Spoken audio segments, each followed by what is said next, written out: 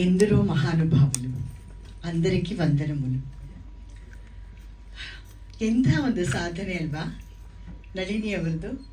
ಈ ವಯಸ್ಸಲ್ಲಿ ಅವರಿಗೆ ಅಭಿನಯದ ಗಂಧನೇ ಇರಲಿಲ್ಲ. ಆದರೆ ಅವರು ನೋಡಿ ಸಾಕಷ್ಟು ನೋಡಿರ್ತಾರೆ. ನಮ್ಮ ಸೀರಿಯಲ್ ಸಿನಿಮಾಗಳೆಲ್ಲ ನೋಡಿರ್ತಾರಲ್ಲ, ಹಾಗಾಗಿ ಕಲ್ತ್ಕೊಂಡಿದ್ದಾನೆ ಅಂತ. ತುಂಬ ತುಂಬ ಚೆನ್ನಾಗಿ. ಬಟ್ ಅವ್ರಿಗೆ ಒಂದು ಪ್ರಶಸ್ತಿ ಬಂದಿದೆ, ಅವರು ಇಷ್ಟೊಂದೆಲ್ಲ ಹೆಸರು ಗಳಿಸಿದ್ದಾರೆ, ಎಲ್ಲೂ ಹೋದರೂ ಅವರನ್ನು ಗುರ್ತು ಹಿಡಿತಾರೆ ಅನ್ನೋದನ್ನೆಲ್ಲ ಪಕ್ಕಕ್ಕಿಟ್ಟು ಅವರ ಮಗ ಎಂತಹ ಒಂದು ಅಮ್ಮನ ಮೇಲೆ ಪ್ರೀತಿ ಇದೆ ಅಂದರೆ ಅಗಾಧವಾದಷ್ಟು ಪ್ರೀತಿ ಇದೆ ಅವನಿಗೆ. ಈ ಥರ ಮಕ್ಕಳು ಇವಾಗ ಸಿಗೋದು ತುಂಬಾ ಕಡಿಮೆ. ನಮ್ಮ ಇವರು ಹೇಳ್ದಾಗೆ ತುಂಬಾ ಕಡಿಮೆ. ಆದರೆ ನನ್ನ ಅದೃಷ್ಟ, ನನಗೂ ಆ ಥರ ಮಗನೇ ಸಿಕ್ಕಿದ್ದಾನೆ. ನಳಿನಿಗೂ ಅವ್ರದ್ದು ಯಾಕೆ ನಳಿನಿ ಅಂತ ಏಕವಚನದಲ್ಲಿ ಸಂಬೋಧಿಸ್ತೀನಿ ಅಂತಂದರೆ, ನಾನು ಅವ್ರಿಗಿನ್ನ ದೊಡ್ಡವಳು. ನಾನು 74, ಅವರು ಇನ್ನೂ 70. ಸೊ ಹಾಗಾಗಿ ಅವ್ರನ್ನ ಅಯ್ಯೋ ನಾನು ನಳಿನಿನ ಯಾವ ಹೇಗಿರ್ತಾರೆ ಅವರು ಅಂತ ಎಷ್ಟು ಕ್ಯೂಟ್ ಆಗಿದ್ದಾರೆ. ಅವ್ರ ನಗುನೇ ಎಷ್ಟು ಚೆಂದ, ಅವ್ರ ಮೂಗು ನೋಡಿ ಎಷ್ಟು ಚೆನ್ನಾಗಿದೆ. ನನಗೊಂಚೂರು ಆ ಥರ ಮೂಗಿದ್ದಿದ್ರೆ ಇನ್ನೂ ತುಂಬ ಸಾಧನೆ ಮಾಡ್ತಾಯಿದ್ದೆ ಆ ಥರ. ಮತ್ತು ಅವರ ಮಗ ಯಾವ ಎಂತೆಂಥ ಸರ್ಪ್ರೈಸ್ ಕೊಟ್ಟಿದ್ದಾರೆ ನೋಡಿ. ಒಂಥರ ನಂಬಿಕೆ ಆಗಲ್ಲ, ತುಂಬ ಆಶ್ಚರ್ಯ ಆಗುತ್ತೆ. ನಾನು ಅಮ್ಮಂದರನ್ನ ಕರೆದಿದ್ದೀನಿ, ಕಾರ್ಯಕ್ರಮಕ್ಕೆ ಅಮ್ಮಂದರನ್ನ ಕರೆದಿದ್ದೀನಿ. ಅಮ್ಮಂದರು ಬರಬೇಕು, ನಮ್ಮಮ್ಮನ ಒಂದು ಹೊಗಳಬೇಕು, ಅವರನ್ನು ಶ್ಲಾಘಿಸ್ಬೇಕು, ಹಾಗೆ ಹೀಗೆ ಅಂತ ಫೋನಲ್ಲಿ ಹೇಳ್ತಾ ಇರೋದು. ಇಲ್ಲಿ ಬಂದಿರೋ ಅಮ್ಮಂದರು ಯಾರು ಅಮ್ಮಂದರ ಥರ ಇಲ್ಲ, ಎಲ್ಲ ಒಂದು ಲಲನಾಮಣಿಯರು ಗಲಗಲ ಗಲಗಲಗಲ ಅಂತ ಅಂತಾನೆ ಅಲ್ಲಿ ಕೂತಿರ್ಬೇಕಾದ್ರೆ, ನಿಮ್ಮಮ್ಮನ ಇಂಟ್ರಡ್ಯೂಸ್ ಮಾಡ್ಕೊಡಪ್ಪ, ಬಂದ್ಗಳೇ ನಿಮ್ಮಮ್ಮನ ಇಂಟ್ರಡ್ಯೂಸ್ ಮಾಡ್ಕೊಡಪ್ಪ ಅಂತ ಅಲ್ಲಿ ಕೂತಿರೋರು ಯಾರೋ ಒಬ್ಬರು ಹೇಳ್ತಾ ಇದ್ರು. ಸೊ ಹಾಗಾಗಿ ನೋಡಿ, ನೀವು ಸ್ಟಾರ್ ಆಗಿಬಿಟ್ರಿ ನೀವು. ಎಷ್ಟು ಖುಷಿ ಆಗುತ್ತೆ. ಹಾಗೆ ಹೊಟ್ಟೆ ಉರಿನೂ ಆಗುತ್ತೆ ನನಗೆ ಈ ಪಾತ್ರ ಸಿಗ್ಲಿಲ್ವಲ್ಲ ಅಂತ ಅಂದ್ಬಿಟ್ಟು ಭಾಳ ಭಾಳ ಸಂತೋಷ. ನಾನು ಈ ಸಿನಿಮಾನ ನೋಡಿದೆ, ಒಂದು ಕಂಬ ಇಟ್ಕೊಂಡು ಆ ಕಂಬದಲ್ಲಿ ಇದೇನಿದು ಅವ್ನು ಕೇಳ್ತಾನೆ, ಏನಜ್ಜಿ ಇದು ಅಂತ ಕೇಳ್ತಾನೆ. ಅವ್ರು ಹೇಳ್ತಾರೆ, ಆ ಬಾಲ್ಯದ ನೆನಪು. ಇವಾಗ ಸಾಮಾನ್ಯವಾಗಿ ನಾವು ಇವಾಗಲೂ ನಾವು ಕನಸು ಕಾಣೋದಾದರೆ ನಮ್ಮ ಬಾಲ್ಯನೇ.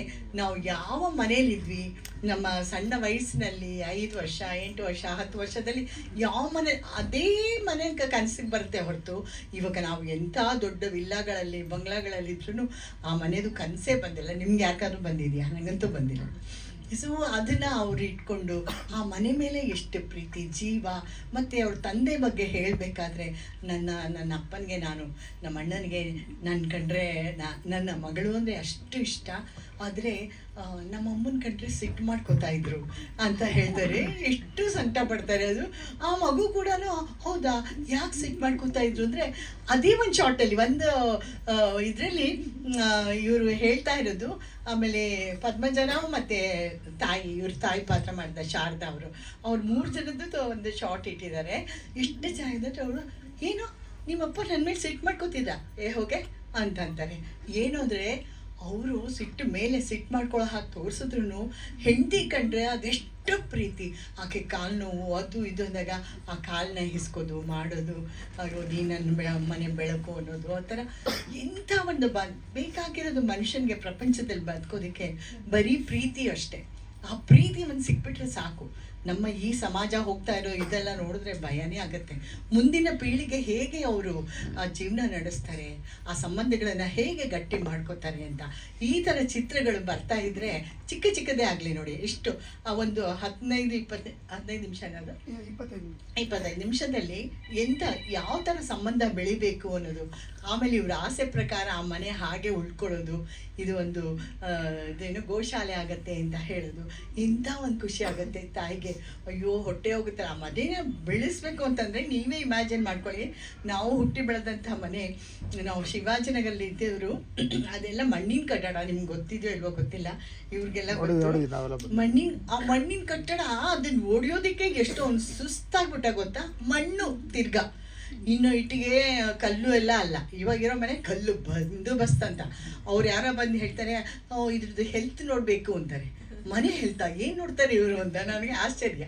ಬಟ್ ಆಗ ಅಂಥ ಒಂದು ಗಟ್ಟಿಯಾದ ಮನೆ ಎಷ್ಟು ಗಟ್ಟಿಯಾಗಿತ್ತೋ ಹಾಗೆ ಸಂಬಂಧನೂ ಆ ಸುಖ ದುಃಖ ಎಲ್ಲದನ್ನು ಪಾಲು ತಗೊಂಡು ಎಲ್ಲರೂ ಅಣ್ಣ ತಮ್ಮಂದ್ರು 15 ಜನ ಇರ್ಬೋದು, 10 ಜನ ಇರ್ಬೋದು, ಮನೇಲಿ 20 ಜನ.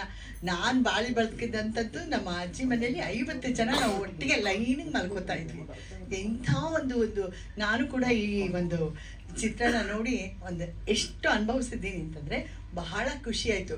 ನೀವು ನಂಬ್ತೀರೋ ಇಲ್ವೋ, ನಾನು ಮೈಸೂರಿಗೆ ಹೋದರೆ ನಮ್ಮ ಹಳೆ ಮನೆಗೆ ಹೋಗ್ಬಿಟ್ಟು ಅಲ್ಲಿ ಅದು ಬೇರೆ ಇವಾಗ ಬದಲಾಗಿದೆ, ಆ ಮನೆಯ ಒಂದು ರೂಪುರೇಷೆಗಳೇ ಬದಲಾಗಿದೆ.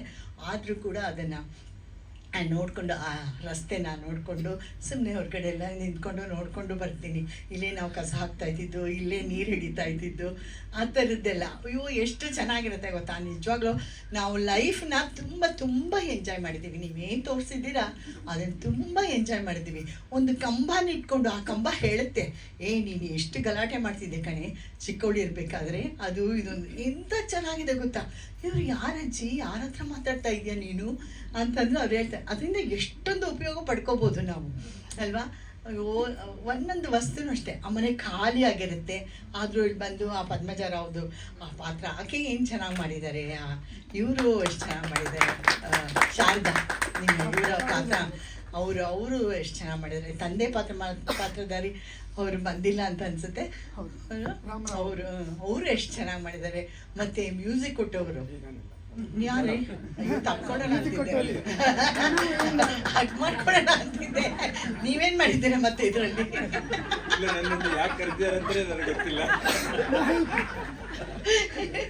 ಮ್ಯೂಸಿಕ್ ಆಗಿರ್ಬೋದು, ಛಾಯಾಗ್ರಹಣ ಆಗಿರ್ಬೋದು, ನಂಗೆ ತುಂಬ ಇಷ್ಟ ಆಯ್ತು. ಆ ಮನೆಯೆಲ್ಲ ತೋರಿಸ್ಬೇಕಾದ್ರೆ ಕತ್ಲ ಅಂತ ಅನ್ಸಿದ್ರು ಭಾಳ ಚೆನ್ನಾಗಿ ಅನ್ಸುತ್ತೆ, ಮನ್ಸಿಗೆ ತುಂಬ ನಾಟುತ್ತೆ. ಯಾಕಂದರೆ ನಾವು ಆ ಕತ್ಲಾದ ಕೂಡಲೇ ನಾವು ಅದ್ರ ಒಳಗಡೆನೇ ಹೊಟ್ಟೋಗ್ಬಿಡ್ತೀವಿ. ಅಷ್ಟು ಚೆನ್ನಾಗಿದೆ, ತುಂಬ ಒಳ್ಳೆ ಪ್ರಯತ್ನ. ನಮ್ಗೆ ಗೊತ್ತಿರಲಿಲ್ಲ ನೀವು ಯಾರು, ನೀವೆಂತ, ನಿಮ್ಮಲ್ಲಿ ಇಂಥ ಪ್ರತಿಭೆ ಅಡಗಿದೆ, ಎಷ್ಟೊಂದು ಪ್ರಶಸ್ತಿಗಳು ನಿಮ್ಮದಾಗಿದೆ. ಅದೆಲ್ಲ ನಿಮ್ಮ ಒಂದು ಶ್ರದ್ಧೆ, ಇದ್ರ ಮೇಲಿರೋ ಭಕ್ತಿ, ಕಲೆ ಮೇಲಿರೋ ಭಕ್ತಿ ಅಂತ ನಾನು ಅಂದ್ಕೊಂಡಿದ್ದೀನಿ. ಹಾರ್ಡ್ ವರ್ಕ್ ಅಂತೂ ನೀವು ಮಾಡಿರೋದ್ರಿಂದ ದೇವರು ನಿಮಗೆ ಸಕ್ಸಸ್ ಕೊಟ್ಟಿದ್ದಾನೆ. ಇಂಥ ಒಂದು ತಾಯಿನ ಒಂದು ಬರಮಾಡ್ಕೊಂಡಿದ್ದು, ರೆಡ್ ಕಾರ್ಪೆಟ್ ಮೇಲೆ ಬರಮಾಡ್ಕೊಂಡು ಅವರ ಕಟೌಟ್ ಹಾಕಿ, ನನ್ನ ಮಗನೂ ಕೂಡ ಹಾಗೆ ಮಾಡ್ತಾ ಬಿಡಿ.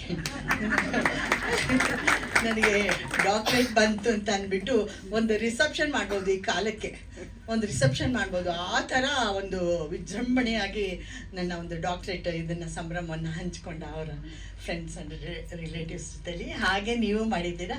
ಸೊ ಪರವಾಗಿಲ್ಲ, ಈ ಥರದವರು ಇನ್ನೂ ಹಲವಾರು ಜನಗಳಿದ್ದಾರೆ ಅಂತ ಅನಿಸುತ್ತೆ. ನೀವೆಲ್ಲರೂ ಯಾರಿಗೂ ತೊಂದರೆ ಕೊಡಬೇಡಿ, ಬರೀ ಪ್ರೀತಿ ಮಾಡ್ತಾಯಿರಿ, ನಿಮ್ಮ ಬದುಕು ತುಂಬ ಸುಖವಾಗಿರುತ್ತೆ. ಮಗು ನೀನು ಕೂಡ ತುಂಬ ಚೆನ್ನಾಗಿ ಮಾಡಿದೆ ಕಣ, ನಿಮ್ಮ ಭಾಷೆನೇ ಚೆಂದ, ಕೇಳ್ತಾ ಇರೋಣ ಅಂತ ಅನಿಸುತ್ತೆ. ಎಷ್ಟು ಚೆನ್ನಾಗಿ ಮಾಡಿದ್ದಾರೆ. ಎಲ್ಲರಿಗೂ ಇದಕ್ಕೆ ನನಗೆ ಅವಕಾಶ ಕೊಟ್ಟು ಇವ್ರನ್ನ ಪ್ರಶಸ್ತಿ ಕೊಡಬೇಕು ಅಂತ ಕರೆದಿದ್ದಕ್ಕಾಗಿ ನಿಮಗೆ ಧನ್ಯವಾದಗಳನ್ನೇ ಹೇಳ್ತೀನಿ. ಇಲ್ಲಿ ಬಂದಿರೋ ನಿಮಗೂ ಧನ್ಯವಾದಗಳು. Thank you.